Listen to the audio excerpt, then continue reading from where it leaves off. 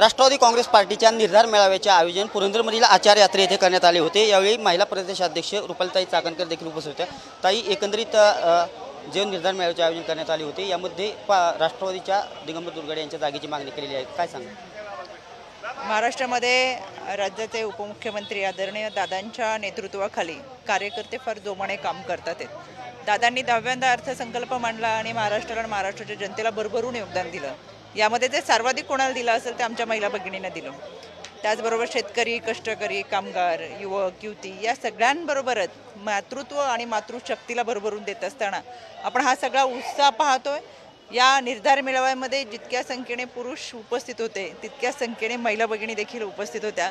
हे केवळ आणि केवळ दादांचे आभार व्यक्त करण्यासाठी आणि ज्या पद्धतीने दादा काम करतात, खरं तर शब्दाचे पक्के अजितदादा हे संपूर्ण महाराष्ट्राला माहिती आहे आणि म्हणून ज्या कामाच्या माध्यमातून जनतेपर्यंत, गोरगरीब जनतेपर्यंत पोहोचण्याचा संकल्प दादांनी जो केला आहे तो कार्यकर्त्यांच्या माध्यमातून पूर्ण होतोय आणि साहजिकच ही कार्यकर्त्यांची मागणी आहे। जर विधानसभेच्या निवडणुकीमध्ये प्रतिनिधित्व करण्याची संधी मिळाली तर या भागाचे जे काही अजून प्रश्न राहिलेले आहेत ते प्रश्न सोडवण्यासाठी दादांच्या माध्यमातून फार मोठं योगदान या पुरंदर विधानसभेला मिळेल आणि म्हणून कार्यकर्त्यांनी आजच्या या निर्धार मेळाव्यामध्ये हा महायुतीमध्ये पुरंदर विधानसभा हा राष्ट्रवादीकडे मागून घ्यावा अशी मागणी केलेली आहे। एका बाजूला माजी मंत्री विजय शिवतारे यांच्याकडून शिवसेनेकडून देखील दावा केला जातो, कुठेतरी महायुतीत यामुळे बंडाळी होण्याची शक्यता वाटते। प्रत्येक कार्यकर्त्याला मागणी करण्याचा अधिकार आहे, तो संविधानाने तुम्हाला मला सगळ्यांना दिला आहे। आपल्या मनामधला जो काही विचार आहे, कार्यकर्त्यांचा जो काही विचार आहे तो प्रत्येक कार्यकर्ता त्याच्या नेत्यापर्यंत पोहोचवण्याचा प्रयत्न करत असतो। त्याच्यामुळे याच्यामध्ये काही विकल्प येईल असं मला वाटत नाही। शेवटी पक्षश्रेष्ठी, तिन्ही पक्षाचे पक्षश्रेष्ठी हे एकत्रित बसून सामंजस्याने विचार करणार आहेत आणि महायुतीमध्ये ज्या पद्धतीने लोकसभा निवडणुका लढल्या गेल्या त्याच पद्धतीने विधानसभा निवडणुका लढल्या जातील।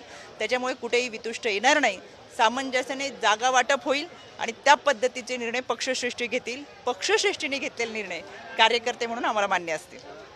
ताई, एकंदरीत लाडक्या बहीण योजनेवरून विरोधकांकडून टीका केली जाते, परंतु महायुतीकडून लाडकी बहीण योजनेचं पूर्ण महाराष्ट्रात लॉन्चिंग झालेलं आहे, कसं पाहता विरोधकांची टीका?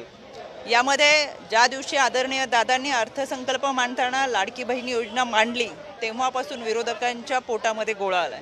आजपर्यंत राजकारणाच्या इतिहासामध्ये अशी योजना कधीच मांडली गेली नव्हती की थेट सरकारमधून महिलेच्या खात्यामध्ये पैसे जमा होतात आहेत। राजकारणाच्या इतिहासामध्ये असं प्रथमच घडतंय।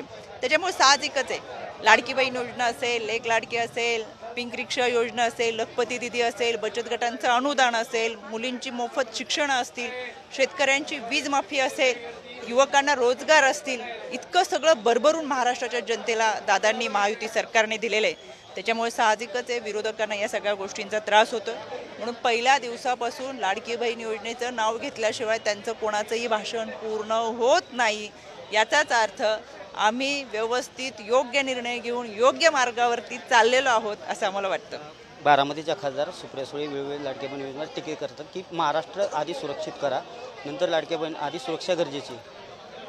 खासदार सुप्रिया सुळे बारामतीच्या वेळोवेळी टीका लाडक्या बहीण योजनेवरून करत आहेत, कुठेतरी महाराष्ट्र असुरक्षित आहे, महिलांवरती मोठ्या प्रमाणात अत्याचार, त्याआधी सुरक्षा बघाय। मला त्यांना सांगायचं आहे, महायुती सरकारने, महाराष्ट्र शासनाने, महाराष्ट्र पोलिसांनी महिला सुरक्षतेची जबाबदारी उत्तमरित्या घेतलेली आहे।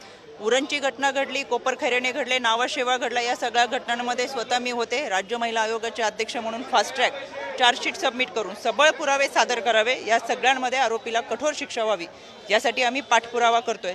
पण या सगळ्या घटनांमध्ये विरोधक कुठे दिसले नाहीत, कारण की आरोपी त्यांच्या सोयीचा नव्हता। पण बदलापूरच्या घटनेमध्ये आरोपी सोयीचा होता, राजकारण करायचं होतं आणि म्हणून त्या ठिकाणी हा बारामतीच्या खासदार मिनिटाला ट्विट करत होत्या। मला या माध्यमातून आवर्जून सांगायचंय, बदलापूरच्या घटनेमध्ये सुरुवातीला विरोधक सांगत होते आरोपीला फाशीची शिक्षा झाली पाहिजे, कठोर शिक्षा झाली पाहिजे। पण या सगळ्या घटनांमध्ये आपण पाहिलं, 4-5 दिवसापूर्वी या घटनेतला नराधम आरोपीचा मृत्यू झाला। आता तो कसा झाला, काय झाला, पोलीस अधिकृत अहवाल आपल्याकडे येईलच, पण या आरोपीचा मृत्यू झाला तरी विरोधकांना वाईट वाटतंय। मृत्यूच का झाला म्हणून राजकारण करतात। एका बाजूनी त्या बलात्कारित आरोपीला समर्थन देतात म्हणजे अशा पद्धतीने सोयीचं राजकारण ते करतात. ते महाराष्ट्राला आवडलेलं नाही, आवडणार नाही. आणि ज्या पद्धतीने सुरक्षिततेचा मुद्दा बारामतीच्या खासदार उपस्थित करतात, तुमच्या माध्यमातून त्यांना मला एकच प्रश्न विचारायचा. त्यांचा प्रदेश सरचिटणीस सोशल मीडिया ज्याच्यावरती सायबरचे 2 गुन्हे दाखल आहेत, स्थानिक पोलीस स्टेशनचे 2 गुन्हे दाखल आहे, ज्यामध्ये तो स्वतः महिलांचे अश्लील व्हिडिओ बनवणं, अश्लील व्हिडिओ पाठवणं, महिलांवरती अश्लील कमेंट करणं, याच्यामध्ये पोलीस कस्टडीसुद्धा घेतलेली आहे. असा हा आरोपी हा सुप्रिया सुळेंच्या सोशल मीडियाचा प्रदेश प्रमुख आहे. तर महाराष्ट्र कसा सुरक्षित राहील? आणि अशी अनेक मोठी यादी आहे ज्यामध्ये त्यांचे जितेंद्र आव्हाड म्हणतात बलात्कार होऊ दे नाही तर तिकडं मरू दे. म्हणजे त्यांची जी लोक आहेत त्यांचाच जर लेखाजोगा या खासदारांनी जर घेतला आणि त्यांना समज दिली तर निम्मा महाराष्ट्र सुरक्षित होईल. धन्यवाद.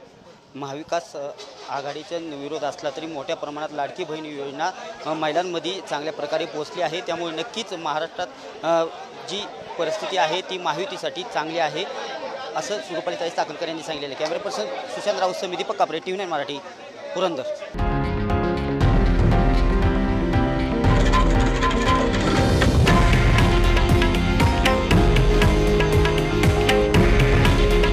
हे आहे देशातील नंबर 1 न्यूज नेटवर्क आणि आपण पाहत आहात TV9 मराठी.